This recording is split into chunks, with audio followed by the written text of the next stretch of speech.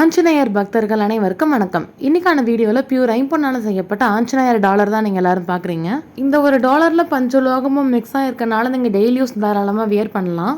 அஞ்சனா தேவிக்கு மார்கழி மாதம் மூல நட்சத்திரத்தில் பிறந்தவர் தான் ஆஞ்சநேயர். இவர் எவ்வளவு வலிமை மிக்கவர்னு சொல்லி கண்டிப்பா எல்லாருக்கும் தெரிஞ்சிருக்கும்.